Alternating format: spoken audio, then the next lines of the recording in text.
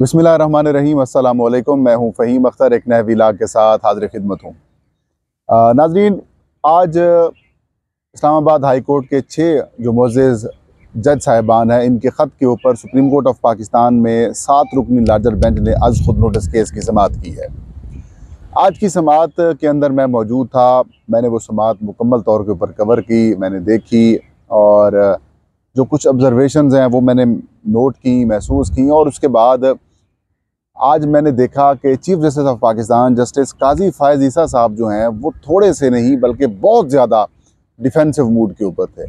काजी फ़ायज़ ईसा साहब का और अटार्नी जनरल ऑफ पाकिस्तान के दरमियान जो एक तवील मुकालमा हुआ, एक तवील जो है वो समाअत के दौरान जो उनके दरमियान जो चीज़ों के ऊपर गुफ्तगू हुई, वो इस बात को ज़ाहिर कर रहा था कि ये दोनों साहिबान जो हैं वो कुछ वजाहतें देना चाह रहे हैं। आज की जो समाअत है वो लगभग 1 घंटा और तकरीबन 40 मिनट के ऊपर मुहित थी, या 35 मिनट के ऊपर मुहित थी, और तकरीबन 1 घंटा और 15 मिनट जो है वो काजी फ़ायज़ ईसा साहब, चीफ जस्टिस ऑफ पाकिस्तान, और जनाब अटॉर्नी जनरल ऑफ पाकिस्तान के दरमियान गुफ्तगू होती रही। ये 2 मैन शो चलता रहा, लेकिन 6 जो बाकी सुप्रीम कोर्ट के जज साहिबान थे वो बैठे इंतज़ार करते, लेकिन बाद में ये मामला टूटा और इन द एंड ये चीज़ सामने आई कि काजी फ़ायज़ ईसा साहब का और हुकूमत का जो बना बनाया एक खेल था वो अब बिगड़ चुका है, और जो उनके अपने साथी जजेस थे वो भी अब मुखालफत में हो चुके हैं। तो यूं गेम उनके हाथों से जब निकलती हुई दिखाई दी तो फिर फुल कोर्ट की तरफ जो है वो मामला चले गए। केस के अंदर बड़ी इंटरेस्टिंग किस्म की सूरत हाल थी। ज़ाहिर है आपके इल्म में ही है कि जिस तरीके से इस्लामाबाद हाई कोर्ट के जो मुअज़्ज़ज़ 7 जज साहिबान हैं, इनको जिस तरीके से प्रेशराइज़ किया गया,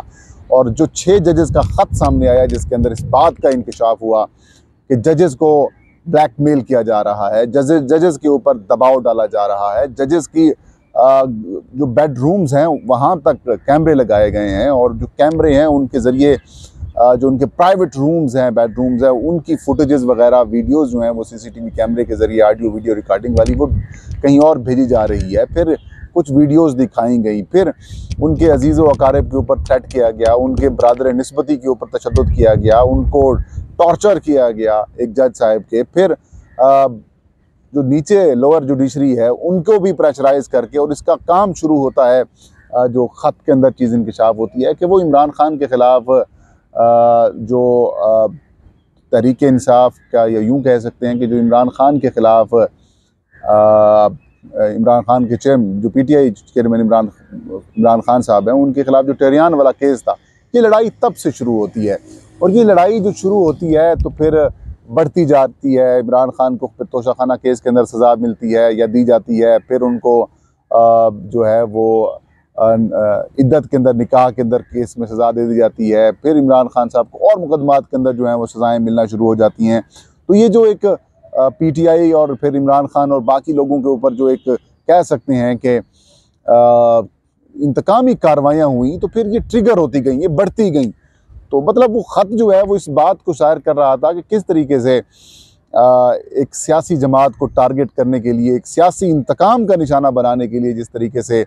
इस्लामाबाद हाई कोर्ट के जज साहिबान को जो है वो प्रेशर में डाला जाता था, या लोअर जुडिशरी को प्रेशर में डाला जाता था, और जो लोग इंसाफ भी करते थे तो फिर उनके साथ मजाक किया जाता था, या फिर उनके फैसलों के ऊपर अमल दरामद नहीं किया जाता था। तो मतलब ये कि ये सारी चीज़ें वहाँ से लिंक थी, वहाँ से शुरू हुई, और ये मामलात काफ़ी ज़्यादा गंभीर और खौफनाक थे। और फिर जिस तरीके से ख़त के अंदर जो हाई कोर्ट के जज साहिबान हैं, उन्होंने ये नहीं कहा कि कार्रवाई करें, उन्होंने कहा कि ये हमें गाइड करें कि क्या ये रियासत की पॉलिसी हो चुकी है अब कि जजेस को इस तरह प्रेशराइज किया जा रहा है, क्या ये सारा कुछ जो है वो अब एग्जेक्टिव मतलब ये काम कर रही है, तो क्या अब यही सिस्टम लेके हमने चलना है? अगर तो यही सिस्टम लेके चलना है तो फिर भी हमें बता दें, हमें गाइड करें, ताकि फिर हम उसी मुताबिक खुद को ढाल लें। पहले आपके इल्म में ही है कि इसके ऊपर जो है वो मट्टी पाव पॉलिसी इख्तियार की गई। मट्टी पाव पॉलिसी के तहत जो है वो वज़ीर आज़म शहबाज शरीफ साहब को बुलाया गया, उनसे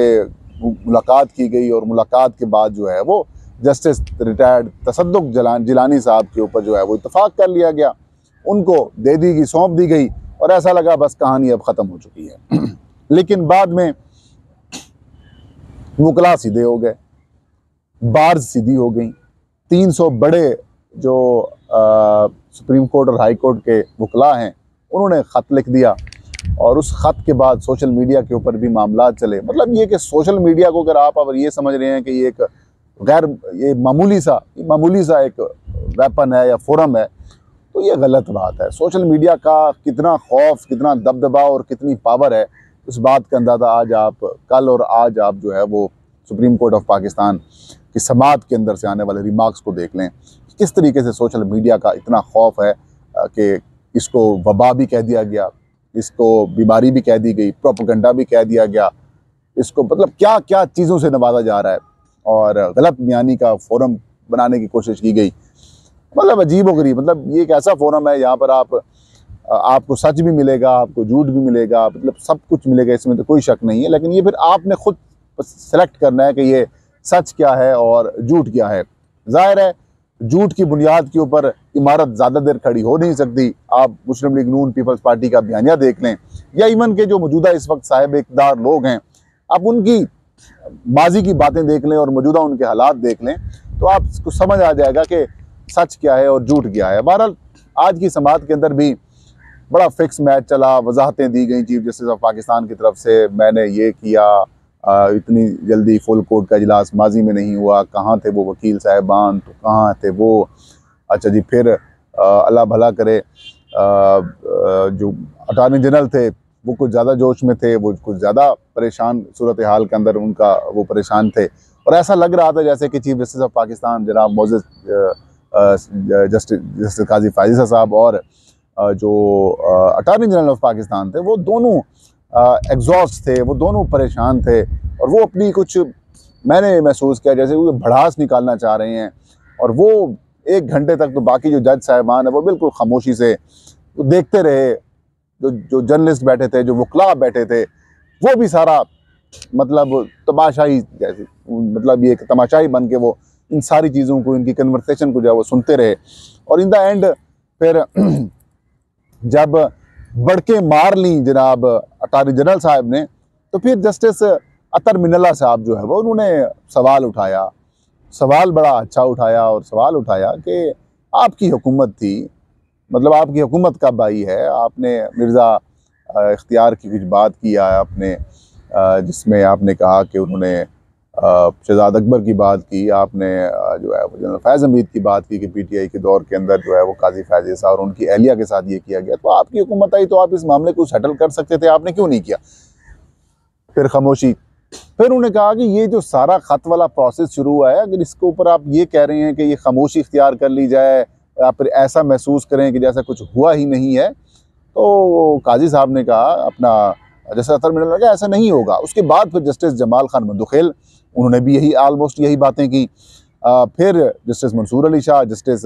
नईम अख्तर अफगान, ये 4 जज साहिबान जो थे जिनके बारे में ये कहा जाता था कि जस्टिस अतर मिनल्ला के अलावा बाकी ये जो तीनों जज साहिबान हैं ये काजी साहब के ग्रुप में से थे। लेकिन इन जज साहिबान ने स्ट्रेट फॉरवर्ड गुफ्तगू की। उन्होंने कहा कि कॉल और फेल के अंदर तजाद तो नहीं होना चाहिए। इंडिपेंडेंस ऑफ जुडिशरी की बात करते हैं आप, अदलिया के एहतराम और इज़्ज़त की बात करते हैं, उनके कामों के अंदर मुदाखलत ना करने की बात करते हैं। उन्होंने कहा कि ये क्या है, 9 मई के केस का हवाला दिया, नाम नहीं लिया 9 मई का। लेकिन जस्टिस अतर मिनल्ला ने कहा कि मैंने अखबार में पढ़ा कि सुप्रीम कोर्ट ने या फिर एक अदालत की तरफ से मुल्ज़मान हैं कुछ, उनको ज़मानत पर रिहाई मिलती है और जैसे वो ज़मानत के ऊपर रिहा होती हैं तो फिर MPO के ज़रिए उनको जो है वो गिरफ्तार कर लिया जाता है, तो फिर सुप्रीम कोर्ट या फिर हाई कोर्ट्स के अहकामात की जो है उनको पामाल किया जाता है। फिर जस्टिस मंसूर अली शाह ने यहाँ पर गुफ्तगू की, कहता है ये कॉल और फेल के अंदर तजाद ख़त्म होना चाहिए। ये क्या तरीक़ाकार है कि आप एक तरफ दावा करते हैं कि इंडिपेंडेंस ऑफ जुडिशरी है, आप अदलिया की आज़ादी, खुद मुख्तारी की बात करते हैं, अदलिया की आज़ादी की बात करते हैं, उनके अमूर के अंदर मुदाखलत ना करने की बात करते हैं, तो फिर अदालती फ़ैसलों के बाद उनका एहतराम नहीं किया जाता, फिर अदालती फ़ैसलों के बाद MPOs का सहारा लिया जाता है। फिर